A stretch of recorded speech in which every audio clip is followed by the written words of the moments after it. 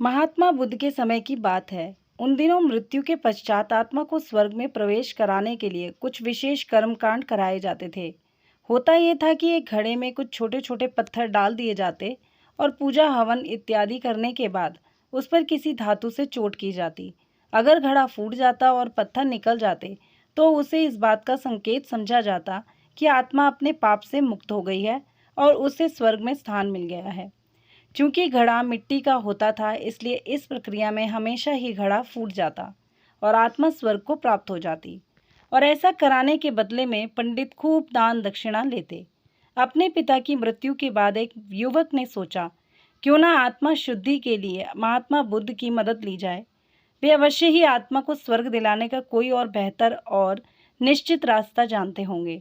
इसी सोच के साथ वो महात्मा बुद्ध के समक्ष पहुंचा। हे महात्मन, मेरे पिताजी नहीं रहे। कृपया आप कोई ऐसा उपाय बताएं कि यह सुनिश्चित हो सके कि उनकी आत्मा को स्वर्ग में ही स्थान मिले। युवक बोला। बुद्ध बोले, ठीक है, जैसा मैं कहता हूँ वैसा करना। तुम उन पंडितों से 2 घड़े लेकर आना, एक में पत्थर और दूसरे में घी भर देना। दोनों घड़ों को नदी पर लेकर जाना और उन्हें इतना डुबोना कि बस उनका ऊपरी भाग ही दिखे। उसके बाद पंडितों ने जो मंत्र तुम्हें सिखाए हैं उन्हें जोर जोर से बोलना और अंत में धातु से बनी हथौड़ी से उन पर नीचे से चोट करना।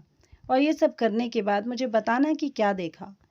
युवक बहुत खुश था। उसे लगा कि बुद्ध द्वारा बताई गई इस प्रक्रिया से निश्चित ही उसके पिता के सब पाप कट जाएंगे और उनकी आत्मा को स्वर्ग की प्राप्ति होगी। अगले दिन युवक ने ठीक वैसा ही किया और सब करने के बाद वह बुद्ध के समक्ष उपस्थित हुआ।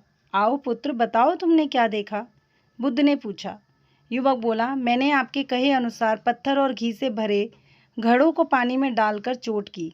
जैसे ही मैंने पत्थर वाले घड़े पर प्रहार किया, घड़ा टूट गया और पत्थर पानी में डूब गए।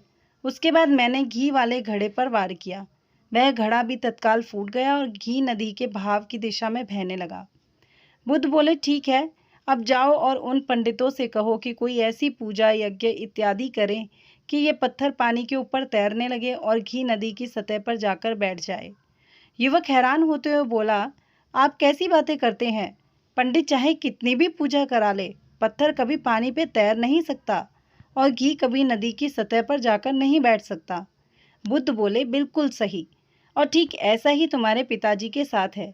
उन्होंने अपने जीवन में जो भी अच्छे कर्म किए हैं वो उन्हें स्वर्ग की तरफ उठाएंगे और जो भी बुरे कर्म किए हैं वो उन्हें नर्क की ओर खींचेंगे। और तुम चाहे जितनी भी पूजा करा लो, कर्म कांड करा लो, तुम उनके कर्म फल को रत्ती भर भी नहीं बदल सकते। युवक बुद्ध की बात समझ चुका था कि मृत्यु के पश्चात स्वर्ग लोक जाने का सिर्फ एक ही मार्ग है और वो है जीवित रहते हुए अच्छे कर्म करना। तो दोस्तों, ये वीडियो कैसी लगी कमेंट सेक्शन में ज़रूर बताना। वीडियो को लाइक, चैनल को सब्सक्राइब करना ना भूलना। धन्यवाद।